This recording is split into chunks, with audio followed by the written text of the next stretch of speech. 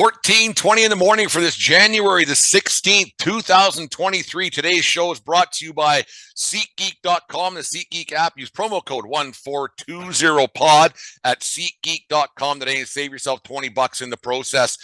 Thank you very much to James Tubb of the Medicine Hat News and Nathan Ryder of the Prince Albert Daily Herald. They joined me yesterday on the Flailing Tender podcast. It'll be out later on today. We talked about the Western Hockey League and the trade deadline, the Bedard situation that we had a chuckle with back in September, where we made a prediction that Bedard was going to get traded. He didn't.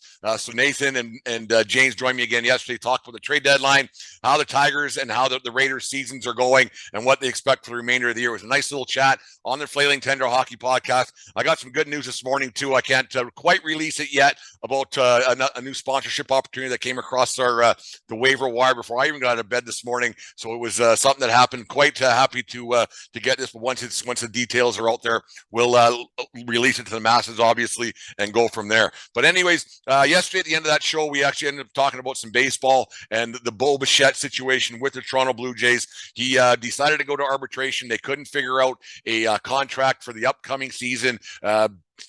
Bichette played for $825 last year. He wanted a pretty big raise. He's looking for $7.5 million to play shortstop for the Jays this year. The Jays countered with five sheets. They said, "Well, this is how we do things. We have a formula. This is what we're going to stick with, and you don't really have a choice because you're under team control for the foreseeable future for 3 more years until he can go be a restricted or unrestricted free agent and go wherever his pretty little hairdo decides." So it's kind of you get to an arbitration situation where it could get a little bit ugly between teams because a team still wants their guy to play for that team, but then they're going to sit in front of an arbitrator in a courtroom and they're going to say why he isn't worth this or why he isn't worth that, and then Bichette's going to say why he is worth it. So the mud will be slung. There's no getting around that. I remember a few years back, once again, always comes back to Yankees. Dylan Betances, he went to arbitration with the Yankees, and they sat there in the courtroom, and they basically were telling him that why he wasn't good enough for this, why he wasn't good enough for that.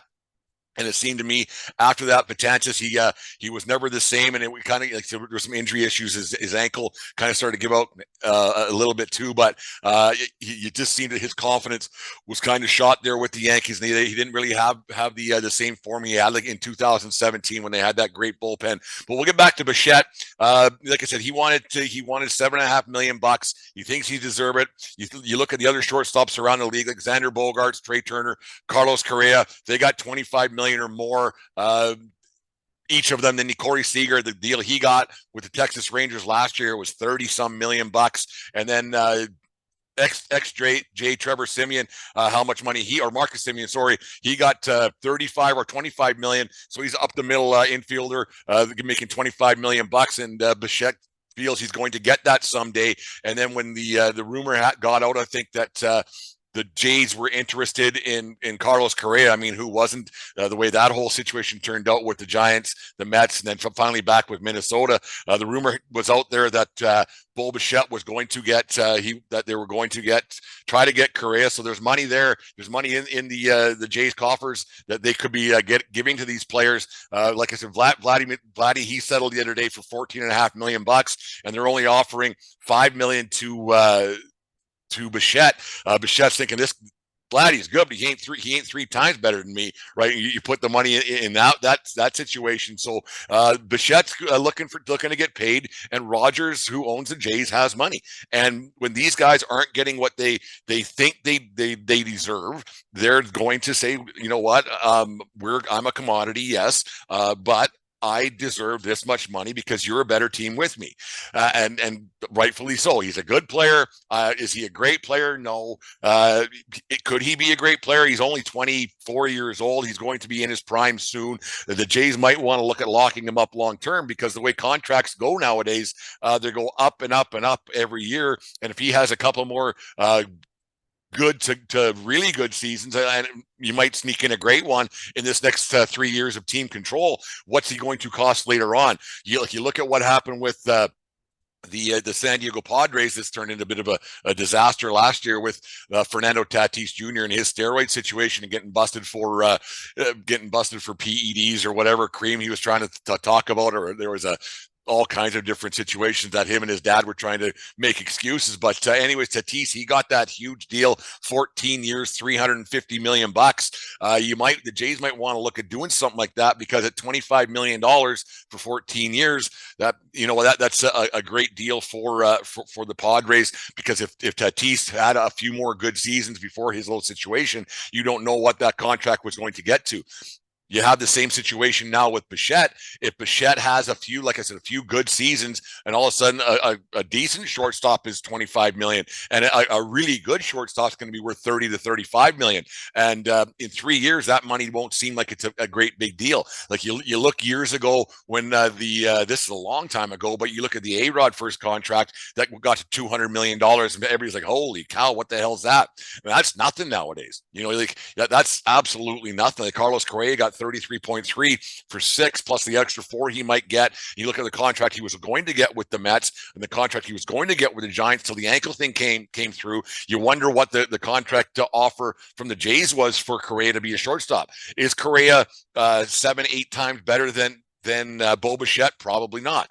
But the thing is that they have him under team control, which I get, which stops the big spending in the whole bit. But what is Bichette going to get in a few years? And the Jays have to think about long-term, think about winning. They have to think about what they're going to do with Vladdy Jr. How much is he going to get? And the thing is with Bichette and Vladdy is that I don't think that they everybody needs money. Everybody needs more money. You're never going to say no to more money. But you got to think that a guy like Bichette and a guy like Vladdy, they aren't going to care when they're getting lowballed a little bit. They're going to say, well, my dad made this much money over his career. I don't need to work. I'm set financially, whatever other investments, the whole bit. I'm sure that they still have access to dad's credit card and the like. I think Dante Bichette made upwards of $42 million over his career. And then the money that Bo's already made and everything else. So it's not like these kids grew up poor, right? They want to get paid, yes, and they want to have a situation where their money's their own. But when it comes down to it, I think that they'll be okay. And dad's gonna say, well, here's the American Express card or the Visa or whatever it may be. I'm not saying that they're leeches, but how much money did Vladdy Sr. make over his career? They're not going to take lowball offers and take the hometown discount, because I don't think they need money. Like most guys don't take the hometown discount anymore, and that's just the way it is. So the Jays might want to look at, depending on the season that they have, they might want to think about, okay, we got to quit lowballing these guys, because they're going to ask for more and more and more money every year. And then when it comes to getting their contracts done, it might end up costing them more than if they got the deals done ahead of time, like that. And that's what the Padres did. They got the deal done ahead of time. And then it probably costs them less over the long term, because the more money that the better that these guys get as they age, they're going to command more money on the free agent market. I just think it's a huge mistake for the Jays to go to arbitration with these guys. But going to arbitration is a tough thing, man. Like I said, there are players who they're going to hear things that they don't want to hear. They're going to be told things that they've never been told in their lives. Most of these kids, especially the ones that have been around the game, like Bichette and like Vladdy, they've been told for a long time how great they are. They've been hanging around major league clubhouses their entire lives, and they've been told how great they are over and over again. But now they're going to go into arbitration, and they're going to be told that they're not as good as this guy, and they're not as good as that guy. And here's why we aren't going to give you the raise that you think you deserve. And is he going to get butthurt? Everybody probably would.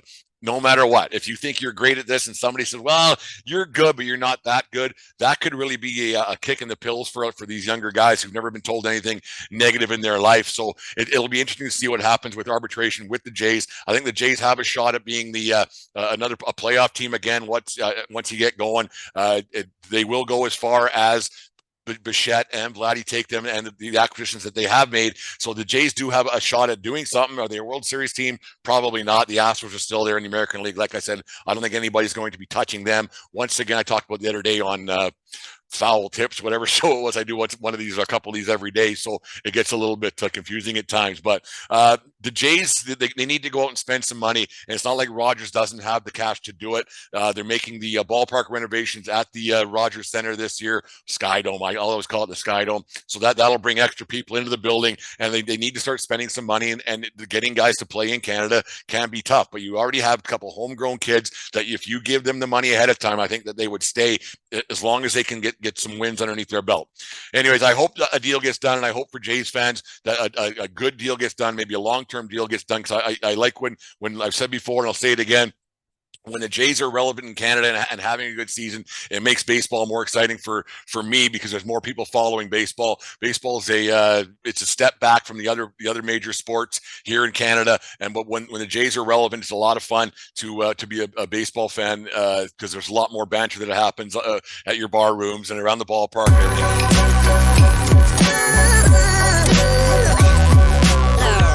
The following is a presentation of the Belly Up Sports Media Network.